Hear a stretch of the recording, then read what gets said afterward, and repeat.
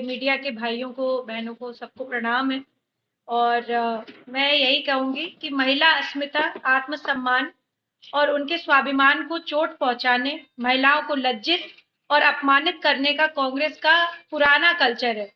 Bharatiya Janata party महिलाओं को मातृशक्ति के रूप में स्वीकारती है। इसलिए जब वह वर्षों से लंबित महिला आरक्षण की मांग को पूरा करती है, तो नारी शक्ति वंदन अधिनियम लेकर आती है। देश के सर्वोच्च पद पर आदिवासी समाज की महिला को राष्ट्रपति बनाती है।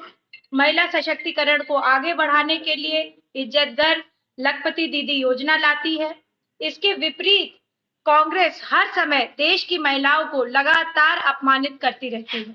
हमारे आदरणीय प्रधानमंत्री श्री नरेंद्र मोदी जी जहां नारी शक्ति के सम्मान को लेकर पूरे देश में सकारात्मक अभियान चला रहे हैं, देश के गौरव को बढ़ाने की दिशा में काम कर रहे हैं, महिलाओं को सम्मानित कर रहे हैं, वहीं दूसरी ओर कांग्रेस के नेता महिलाओं को लेकर बुरी और अपमानजनक बर्ताव पार्टी की सोच को बता रहा है कि वो लगातार किस प्रकार की अपमानित टिप्पणियां कर रहे हैं।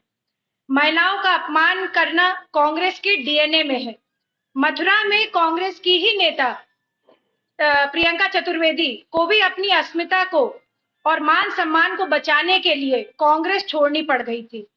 अब एक नया वीडियो सामने आया है और आप सबको पता है, जिसमें कांग्रेस नेता और राहुल गांधी के करीबी रणदीप सुरजेवाला कैथल जिले में किसी गांव में आम आदमी पार्टी के प्रत्याशी के समर्थन में सभा करते हुए भी आप रैलीज देखिए, जिसमें स्कूटर बांटी गई थी और उसमें जो है उन्होंने एक मैराथन कराई थी। कहा गया था कि जो है उसमें कहा गया कि भाई मैराथन में लड़कियां दौड़ेंगी, उनको प्राइज मिलेगा। उसमें कितनी अव्यवस्था थी, भद्दी व्यवस्था थी।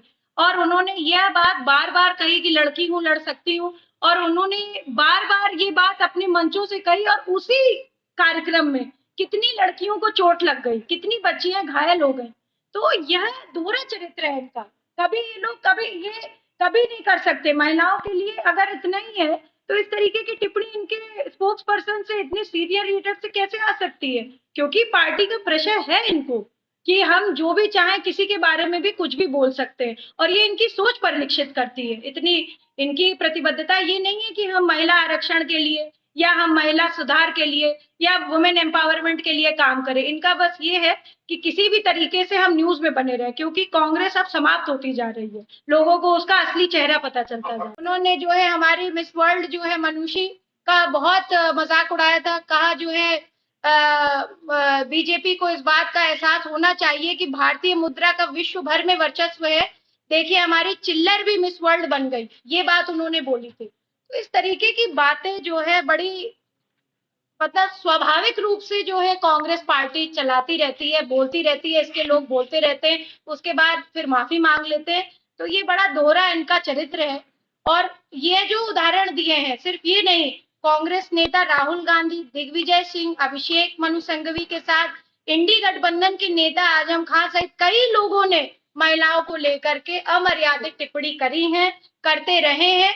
और मुझे लगता है देश की मातृशक्ति के प्रति इनकी अमर्यादित टिप्पणियां, सोच और अपमानजनक हरकतों का जवाब 2024 के चुनाव में आदरणीय नरेंद्र मोदी जी के जिस तरह लीडरशिप में हम लोग सब बढ़ रहे हैं, भारतीय जनता पार्टी जैसे बढ़ रही है, जनता के आशीर्वाद से पूर्ण बहुमत की सरकार बनेगी और 400 के ऊपर आंकड़ा पहुंचेगा।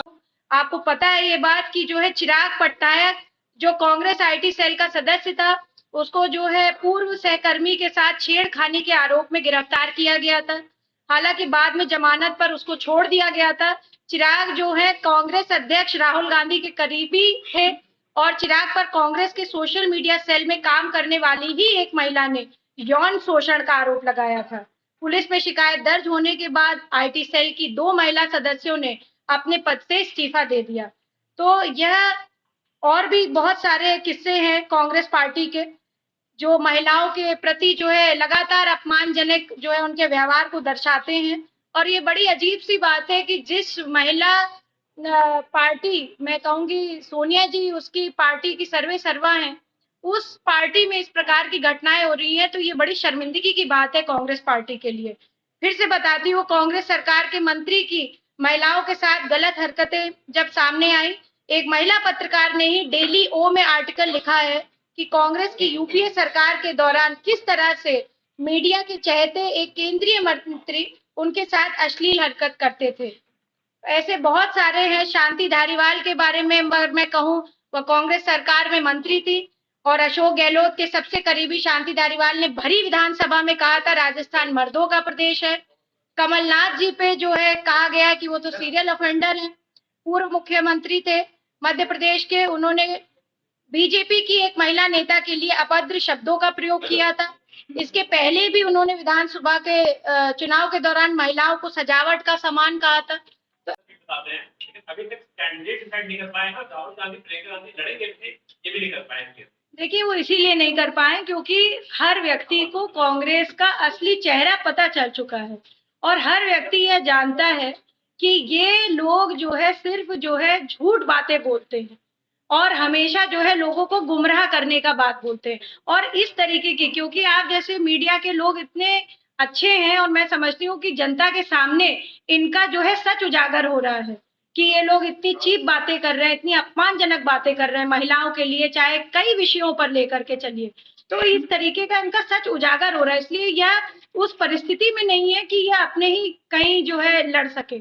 और जहां तक जो है अमेठी रायबरेली की बात है, वह भी बीजेपी जीतेगी। गोपनीय टिप्पणी कर रहे थे, उनका वीडियो बहुत वायरल हुआ है।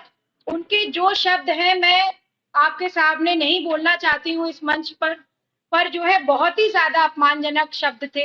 इस प्रकार के जो शब्द हैं वो उन्हें मालूम होना चाहिए कि हेमा मालिनी जी कोई ऐसे ही महिला नहीं है। उन्होंने बहुत संघर्ष करा है, बॉलीवुड में उनका बहुत नाम है। 2 बार मथुरा से वह सांसद रह चुकी हैं। कला है, संस्कृति है, फिल्म क्षेत्र में उन्होंने भारत ही नहीं विश्व में अपना एक अलग स्थान बनाया है।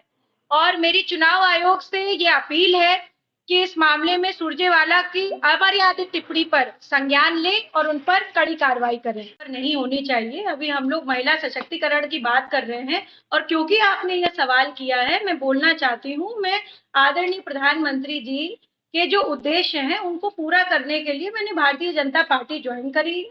जैसा सीनियर लीडरशिप डिसाइड करे कि अपर्णा यादव वो करे। बहुत बहुत धन्यवाद आप सभी का। और हेमा मालिनी जी के भी मैंने बहुत सम्मानजनक बात कही, मैंने कहा था वो धनंजय जी की पत्नी और हमारी बहू। देखिए, अब इस तरीके के उनके तो पूरी सोशल मीडिया पे वायरल हो रहा है और उन्होंने जिस तरीके की बात कही है, तो मैं आज एक बात जरूर इस मंच से कहना चाहती हूँ कि जो भी अपमान कर रहा है महिलाओं का, जब जो है दुर्योधन जैसे लोग नहीं बचे, तो ये तो देखिए सुरजेवाला है। और जो है महाभारत में क्या हाल हुआ था इन लोगों का, आपको सबको पता है। महाभारत सबने देखी, हम लोग भारतीय संस्कृति परंपरा से हैं। तो इसी तरीके से ये सुरजेवाला जी का हाल होगा, कांग्रेस पार्टी का हाल होगा, इतना ही मैं कहना